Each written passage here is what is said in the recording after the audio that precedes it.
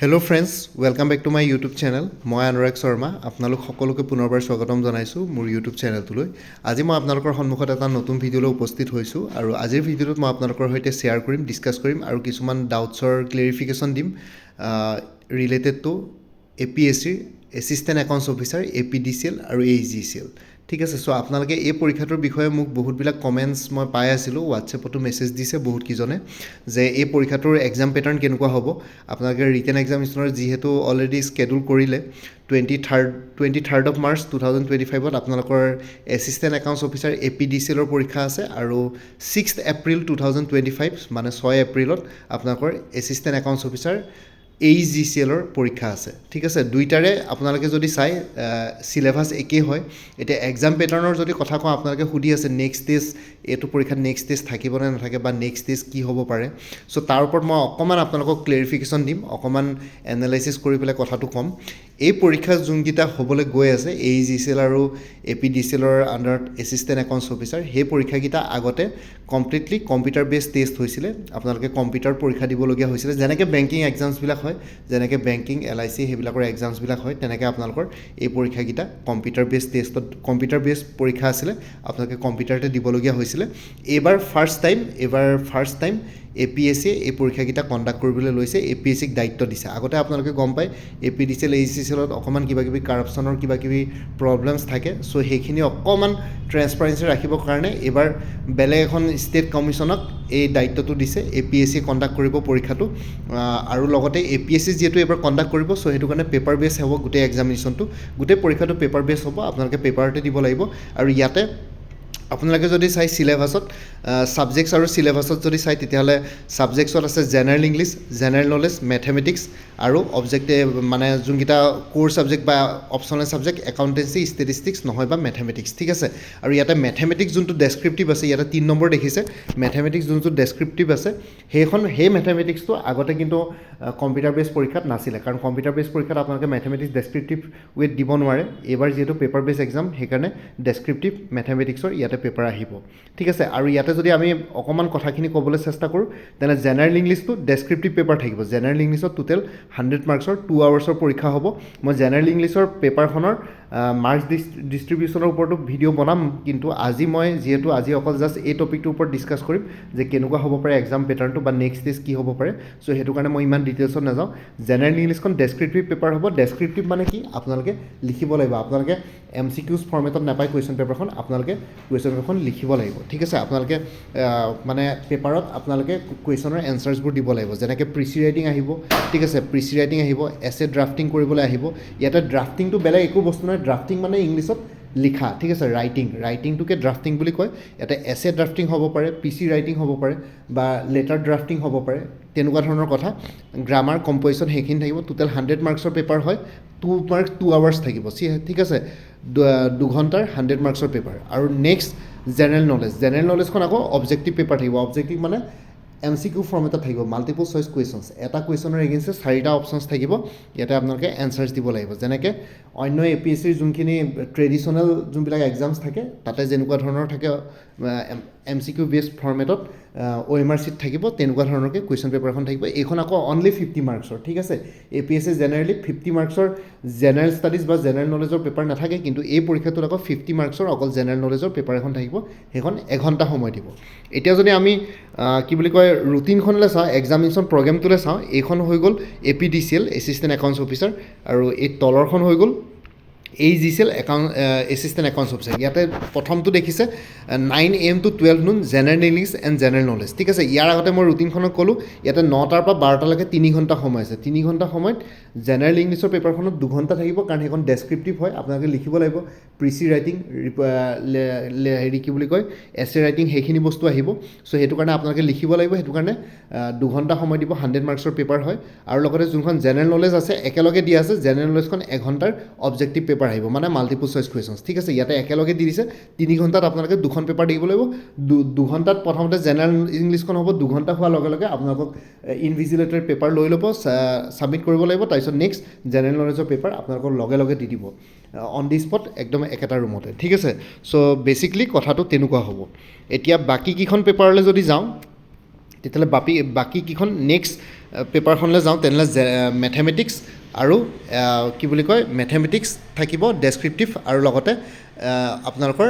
কি বুলি কয় অপশ্যনেল ছাবজেক্ট থাকিব অপশ্যনেল একাউণ্টেঞ্চি বা ষ্টেটিষ্টিক্স বা মেথেমেটিক্স ইয়াৰ ভিতৰত যিকোনো এটা চুজ কৰিব লাগিব চুজ কৰোঁতে মানে আপোনালোকে অনলাইন এপ্লিকেশ্যন কৰোঁতে আপোনালোকে চুজ কৰিবলগীয়া হোৱা নাছিলে এতিয়া খালি এক্সাম হলত গৈ পেলাই এখন ছিংগুল পেপাৰ দিব ছিংগুল পেপাৰতে এটা ছেকশ্যনত একাউণ্টেঞ্চি থাকিব এটা ছেকশ্যনত ষ্টেটিষ্টিক্স থাকিব এটা ছেকশ্যনত মেথেমেটিক্স থাকিব সেই ছিংগুল পেপাৰখনৰ পৰাই আপোনালোকৰ যোনটো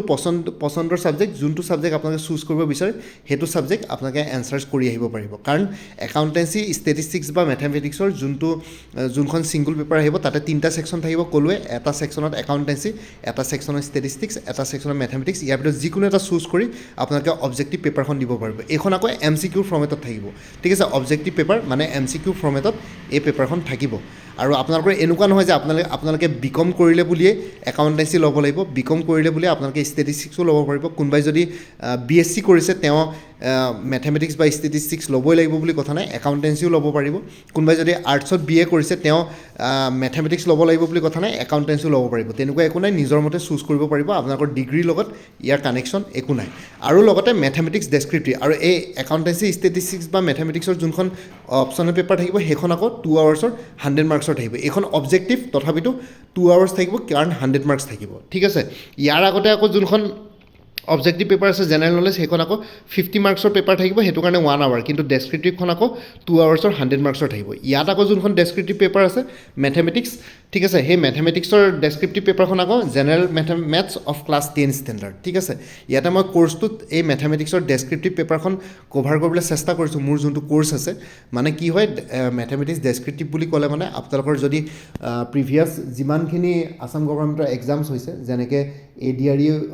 ADRE হওক বা ডাইৰেক্ট DME DHS হওক বা APSC যোনখিনি এক্সামছ হৈছে তাতে আপোনালোকে দেখিব মেথেমেটিক্সৰ যোনবিলাক কুৱেশ্যনছ আহে জেনেৰেলি ক্লাছ 10 লেভেলৰ কুৱেশ্যন আহে ঠিক আছে চ' ক্লাছ 10 লেভেলৰ যোনখিনি কুৱেশ্যনছ তাতে আহিছিলে মই সেই গোটেইখিনি কম্পাইল কৰি পেলাই যিমান পাৰোঁ step by step explanation with formula গোটেইবিলাক বস্তু বনাবলৈ চেষ্টা কৰিলোঁ আৰু তাৰ পৰাই আপোনালোকে যদি চায় তেতিয়াহ'লে আপোনালোকে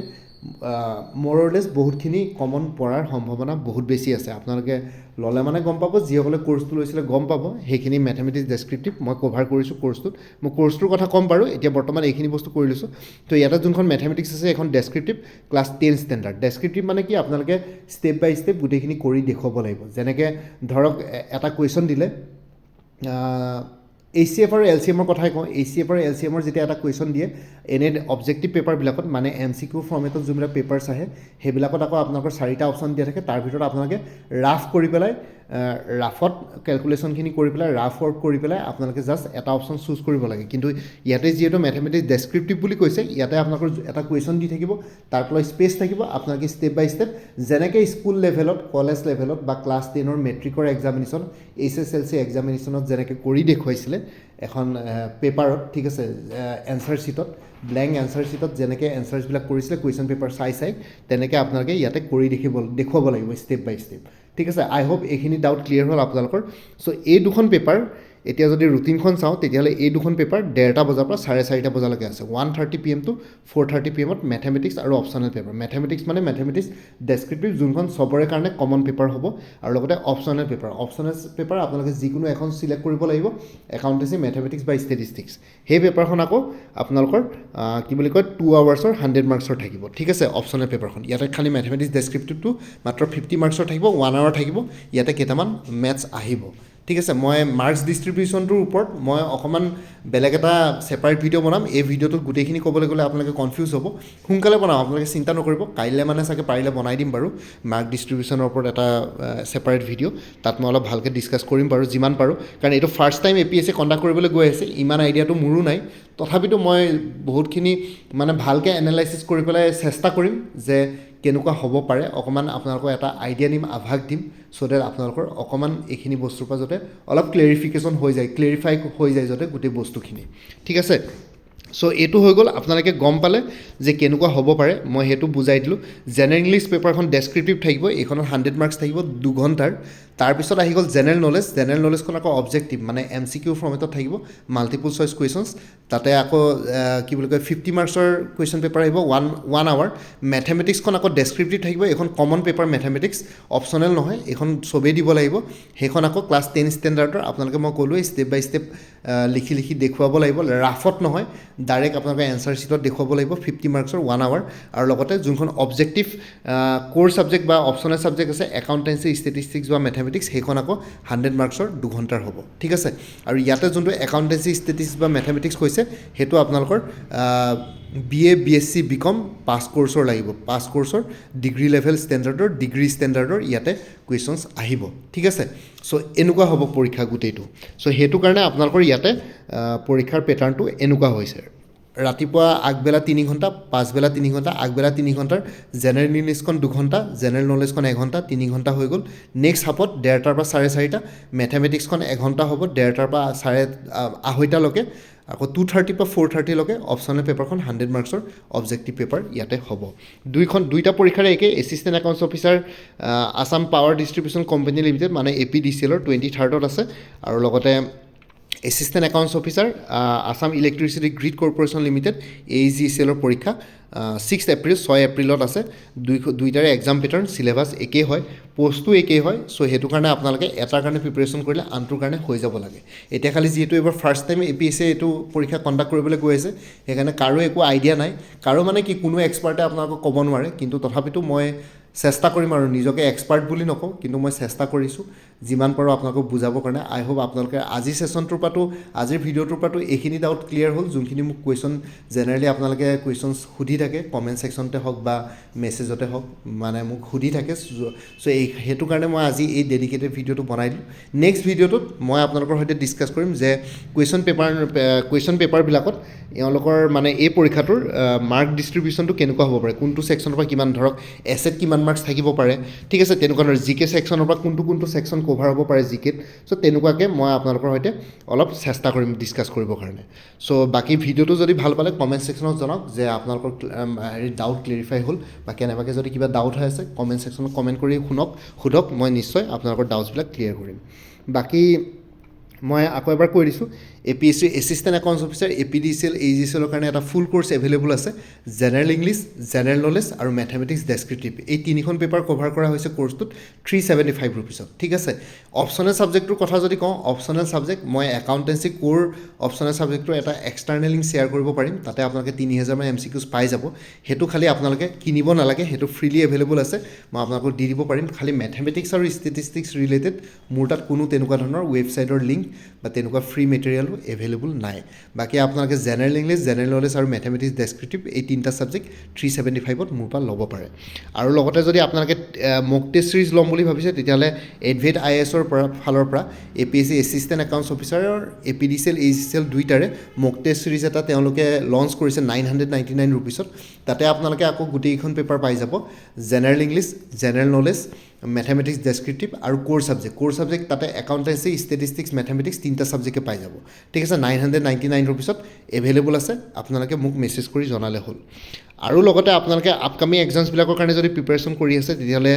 DME গ্ৰেড 3 নন টেকনিকেলৰ কাৰণে ফুল কোৰ্চ এভেইলেবল আছে 325ত DME গ্ৰেড 3 নন টেকনিকেলৰ মক টেষ্ট ছিৰিজ এটা এভেইলেবল আছে 90 ৰুপিছত আৰু DME গ্ৰেড 3 নন টেকনিকেলৰ যদি full course plus mock test series লয় তেতিয়াহ'লে 400 ৰুপিছত এভেইলেবল আছে আৰু লগতে